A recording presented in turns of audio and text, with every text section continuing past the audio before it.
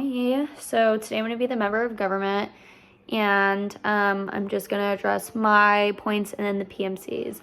So my 3 points were that the cost of living has increased. Again, this number is from Forbes.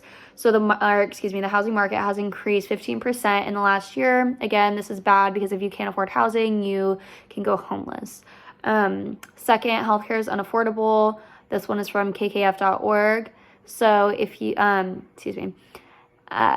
of uninsured Americans struggle with medical costs and 1 in 4 struggle with paying their deductibles. This is bad because if people neglect their health, it can lead to serious illness or even death. The third thing is that college is unaffordable. This is from educationdata.org. 38% of college dropouts say that the reason they drop out is because they cannot afford college. This is bad because then we have low numbers of people in specialized fields. This can be doctors, nurses, anything medical, or even engineering. So now I want to address the PMC's arguments.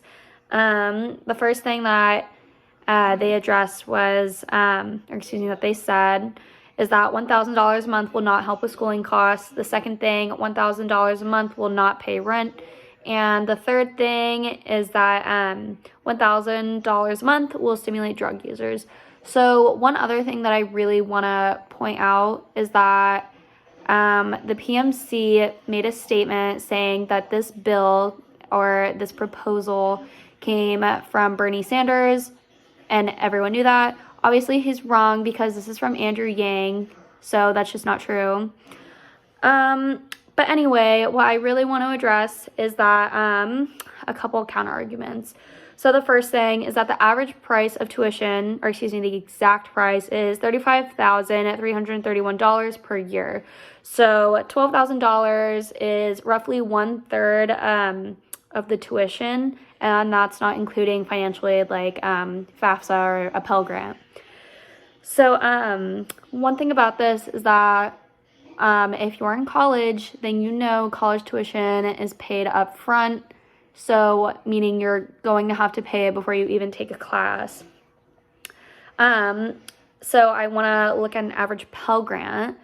And so the average Pell Grant is $5,179. So if you combine the two amounts, and that's about 50% of tuition, which is $17,000. So if you're looking at this from a mathematical point of view, it makes a lot of sense to apply just $12,000 into your education if that's the route that you're taking to use with it.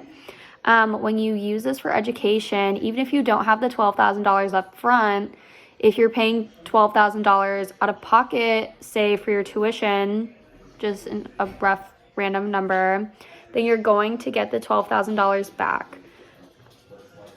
Okay, the next point that I want to make or address, healthcare was not discussed in the PMC's argument at all, but I wanted to address it anyway.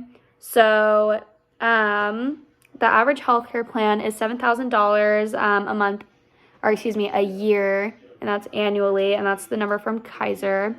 So if you're getting $12,000 a month, a year, then you're already covering the cost of your healthcare. So that just knocks it out of the way.